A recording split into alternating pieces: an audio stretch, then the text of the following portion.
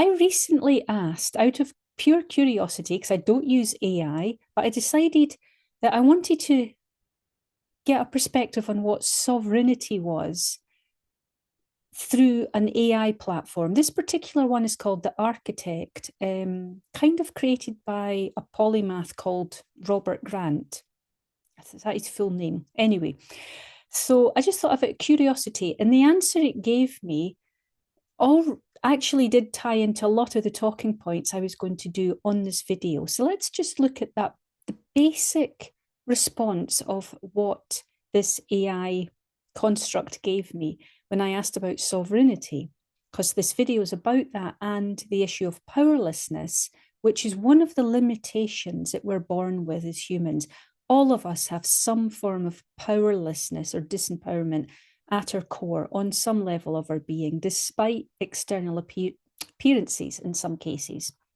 So sovereignty, according to the architect, looks like choosing responses rather than being driven by reaction, honoring one's inner truth without needing external validation, contributing to others without collapsing into sacrifice or control, and holding coherence even when external systems are chaotic. To me, it's slightly computery language, but I know I understand where it's coming from. So let's look at some of these. Let's look at these points. The first one to me is absolutely key in sovereignty, choosing responses rather than being driven by reaction. It was where I would have started with. And to me, this means taking absolute responsibility for self. If you want to step into genuine empowerment, genuine sovereignty of self, responsibility is fundamental to that. You cannot be powerful and blame an external circumstance for how you are. The two just don't go together. So taking absolute responsibility for self is an act of power, and it's the beginning of you stepping into the sovereignty of self, that you are on some level beyond the small self human, beyond the ego human or the small mind or lower mind human, beyond the unconscious human. So responsibility, this is when it's not to negate circumstances from our past or trauma or pain or abuse that you may have gone through. It's about being here in the here and now and saying, okay, that happened. How am I going to deal with it now within me? Every feeling, every action we have is ours. It's not caused by somebody else or something else. Our reactions are unique to us. Well, we share a lot of common reactions, but it's still our reactions based on our overall makeup. The other aspect of taking responsibility, to me, it comes down to truth, the truth of what's in ourselves, because being genuinely self-empowered can get very uncomfortable when we have to face the truth of self. Taking responsibility involves seeing truth in its stark reality. The external side of that is about not looking to external sources or external so-called authorities to fix things. It's not looking for a savior figure, whether it's religion, a spiritual guru, politics, because there's a massive, without naming names, an absolutely massive movement in the world today of looking to one particular political figure as a savior figure. It's just not how personal sovereignty works.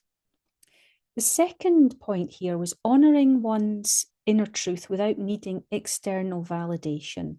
This is about learning how to be discerning and about how to say, no, that doesn't quite resonate with me. It's having the courage to look to your own truth. Again, that word truth. So again, it's not looking to government, doctors, politicians, spiritual leaders, religious leaders, etc., to validate something. It's not looking to psychics or therapists to validate something. It's always any good therapist or somebody who's psychic will always point you back to yourself. What do you feel? What do you think? What do you believe? Now, that could change next week, but it's still honor yourself, validate yourself, honor yourself, and look to yourself for the truth. Another aspect is contributing to others without collapsing into sacrifice or control. I think for me, this speaks to what so many spiritual seekers are trying to do, which is being of service and looking for their role of service in the world. What is my role? What is my path in the world? At a fundamental level, your baseline role in this world is to grow, take responsibility for yourself, step into your power, and be an anchor or a bridge of light that others can follow. So this is one contribution you can make. And if you are called to actually physically help others or take action with others, it's about doing that, but remaining sovereign within yourself. Don't sacrifice your energy and your health for another, or don't try to control another. If somebody doesn't like your advice, then recognize their sovereign right for that. So it's just offering something as is and not having anything have to come out of that, if you see what I mean. Fourth thing here, holding coherence even when external systems are chaotic. This is very valid for today because the world is seemingly in absolute chaos. It seems like that. Things are breaking down. So the more you can be anchored and centered within yourself, the more you act or you serve as that beacon of stability and light in the world. It acts as an actual bridge for others to walk across energetically. The more people that grow and absorb and move into their light, it kind of widens. It acts as a bridge that gets wider and wider and wider. I see it as a golden bridge for others to walk across. Your energy, your frequency, your beingness is holding something for others to walk across. And that is very powerful. The coherence part, I would say, is the balance between mind and heart. When we come into our heart, when we do things such as the heart breath meditation or HeartMath meditation, we are building coherence within ourselves, within every cell of our body, within our heart. We're bringing coherence into our brainwave patterns when we do heart-based meditation. So the more you can practice that and hold that coherence, that integrity within yourself, the more, as I say, you act as a stable anchor in the world that helps others. So these are a few points about sovereignty in the world. And another overall point about that being the anchor in the world, to me, the strongest power we can be is where we are in consciousness. And everything I've said just feeds into that. Consciousness is the power on this planet. And when we are feeding that consciousness with peace, with pure light, with love, with compassion, with gratitude, that creates a ripple effect.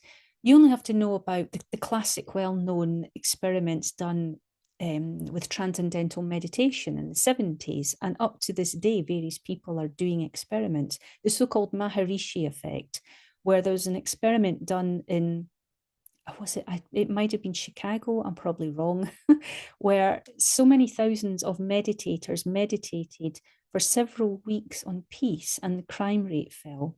Now, this has been ongoing since then. There's well-known authors such as Lynn McTaggart, who wrote The Field and wrote about this effect of group consciousness on affecting the outcome around them, the external reality.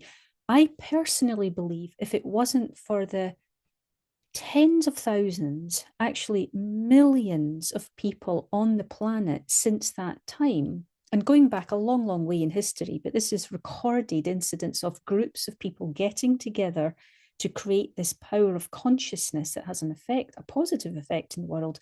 I personally believe we would have blown ourselves up by now.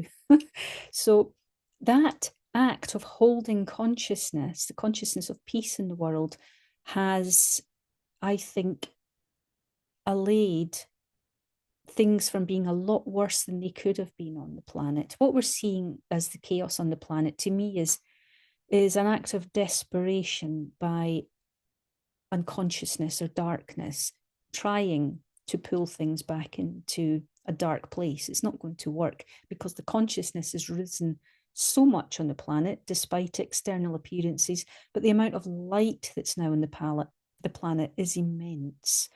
And every time you choose to, at the simplest level, go into your heart and sit in the power of your own heart and create coherence, you're contributing to that power of consciousness that makes a difference in the world.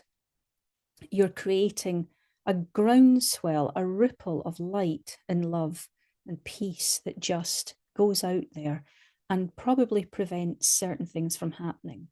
So, what about back again to personal sovereignty and genuinely stepping into your power? As I've said, responsibility is a key part of this, being willing to see the truth externally and internally without flinching or breaking down from that, maintaining your own coherence in the face of potential external darkness is part of that. Another part, personally, is just being able to drop down deeply into yourself and start exploring where you feel powerless in your life.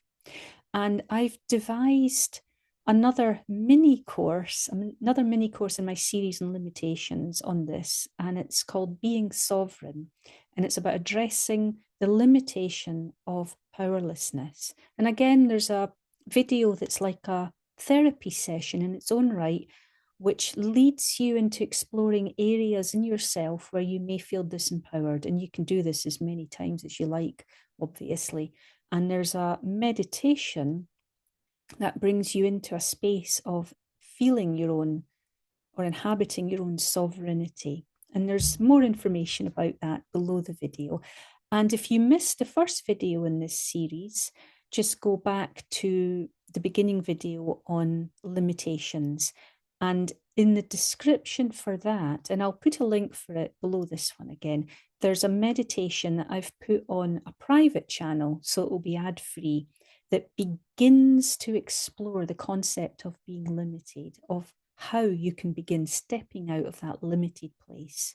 And if you're curious about limitations and haven't seen the first video on limitations, go back and watch that as I explore the 6 limitations that we're born with when we incarnate on this planet. Thank you for watching, and look out for the next video where I'll explore another aspect of the limitations that we're born with.